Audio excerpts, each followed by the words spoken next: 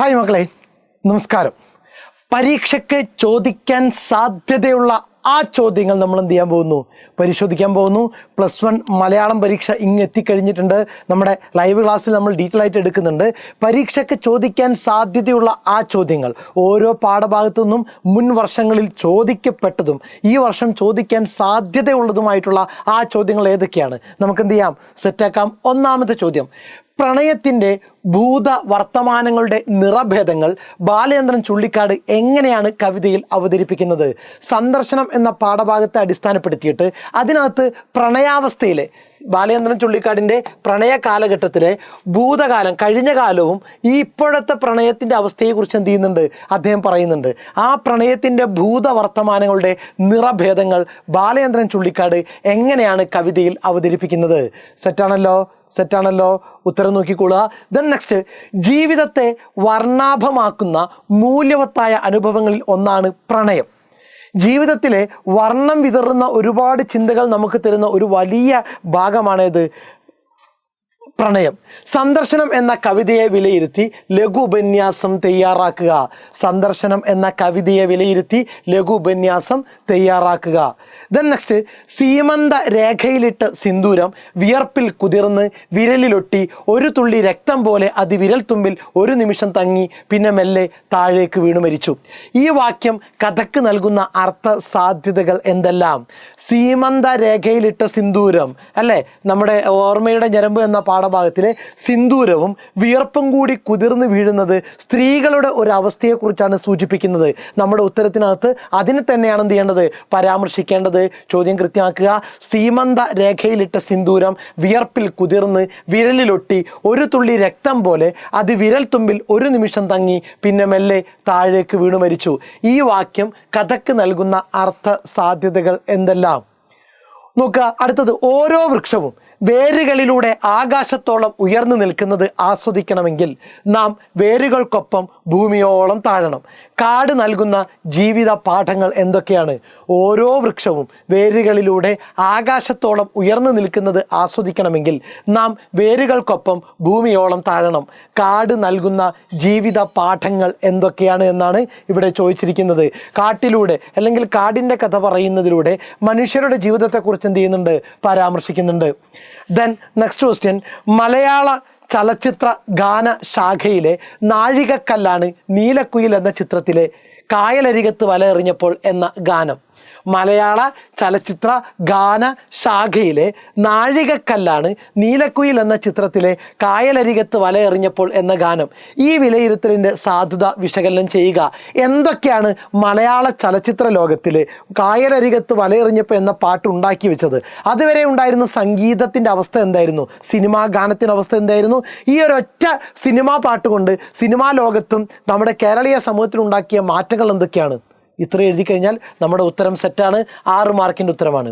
ഹിന്ദി ഉൾപ്പെടെയുള്ള എല്ലാ ഇന്ത്യൻ ഭാഷകളിലെയും മുഖ്യ പ്രതിപാദ്യം ഇന്നും കുടുംബം ആകാനുള്ള പ്രധാന കാരണങ്ങളായി ലേഖകൻ ചൂണ്ടിക്കാട്ടുന്നത് എന്തെല്ലാം? ഹിന്ദി ഉൾപ്പെടെയുള്ള എല്ലാ ഇന്ത്യൻ ഭാഷകളിലെയും മുഖ്യ പ്രതിപാദ്യം ഇന്നും കുടുംബം ആകാനുള്ള പ്രധാന കാരണങ്ങളായി ലേഖകൻ ചൂണ്ടിക്കാണിക്കുന്നത് എന്തെല്ലാം കാരണങ്ങളാണ്? 6 മാർക്കിൻ്റെ ചോദ്യമാണ്, സെറ്റാക്കിക്കൊള്ളുക. ദെൻ നെക്സ്റ്റ്: ആൾക്കൂട്ടം സൈക്കിൾ മോഷ്ടാക്കൾ എന്ന സിനിമയിലെ പ്രധാന കഥാപാത്രമാണ് അല്ലേ. ബൈസൈക്കിൾ തീവ്സ് എന്ന് പറയുന്ന സിനിമക്കകത്ത് ആൾക്കൂട്ടത്തിന് ഒരു ശക്തമായിട്ടുള്ള റോളുണ്ട്. പല സ്ഥലങ്ങളിൽ എന്ത് ചെയ്യുന്നുണ്ട്, ആൾക്കൂട്ടം കടന്നു വരുന്നുണ്ട്. അങ്ങനെ പല സ്ഥലങ്ങളിൽ കടന്നു വരുന്ന ആൾക്കൂട്ടത്തിനെ ബേസ് ചെയ്തുകൊണ്ടാണ് എന്ത് ചെയ്യുന്നത്, സിനിമ മുന്നോട്ട് മൂവ് ചെയ്യുന്നത്. ഈ പ്രസ്താവന ശരിയാണോ? എവിടെയൊക്കെയാണ് ആൾക്കൂട്ടം കാണുന്നത്? ആൾക്കൂട്ടം എന്തിൻ്റെയൊക്കെ പ്രതിനിധിയാണ്? റിച്ചിയുടെ തന്നെ പകർപ്പ് തന്നെയാണ് ഈ ആൾക്കൂട്ടങ്ങൾ. എല്ലാം നമ്മുടെ ഉത്തരത്തിനകത്ത് വരണം. 6 മാർക്കിൻ്റെ ചോദ്യമായിരിക്കും. അവ്യവസ്ഥിതത്വം കവിതയുടെ സ്വഭാവമാണ്. അർത്ഥമുള്ളത് കവിതയല്ല, അതിനപ്പുറമുള്ളതാണ് കവിത. MN വിജയൻ്റെ ഈ അഭിപ്രായത്തോട് നിങ്ങൾ യോജിക്കുന്നുണ്ടോ? സ്വാഭിപ്രായം വിശദമാക്കുക. അപ്പോൾ എന്താണ് അവ്യവസ്ഥിതത്വം? ആംബിഗ്വിറ്റി എന്താണ്? നമ്മൾ എന്ത് ചെയ്യണം, എഴുതി വെക്കണം. ഉദാഹരണ സഹിതം എന്ത് ചെയ്യണം, നമുക്ക് ഉത്തരം പൂരിപ്പിക്കാൻ സാധിക്കണം. 6 മാർക്കിൻ്റെ ചോദ്യമാണ്. അങ്ങനെ ഇരുന്നാലും ഈ ഊഞ്ഞാൽ പടിയിന്മേൽ തങ്ങിന ചെറു വെള്ളിത്താലി പോലിരുന്നാലും.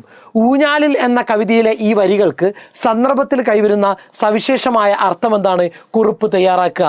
4 5 വാക്യം, സ്കോർ 4. അങ്ങനെ ഇരുന്നാലും ഈ ഊഞ്ഞാൽ പടിയിന്മേൽ തങ്ങിന ചെറു വെള്ളിത്താലി പോലിരുന്നാലും ഊഞ്ഞാലിൽ എന്ന കവിതയിൽ കവിയുടെ ഭാര്യയെ ഊഞ്ഞാലിൽ ഇരുത്തി ആട്ടുന്ന ഒരു രംഗം എന്ത് ചെയ്യുന്നുണ്ട്, പറയുന്നുണ്ട്. ആ കവിയുടെ ഭാര്യയാണ് എന്ത് ചെയ്യുന്നത്, വെള്ളിത്താലി പോലെ എന്ന് സാദൃശ്യപ്പെടുത്തിയിരിക്കുന്നത്. അതിനെക്കുറിച്ചുള്ള കുറിപ്പാണ് എന്ത് ചെയ്യേണ്ടത്, തയ്യാറാക്കേണ്ടത്. സെറ്റ്. വിജയിയായ അഭിമന്യുവിനെ പോലെ ആ ബാലൻ നിൽക്കുകയായിരുന്നു.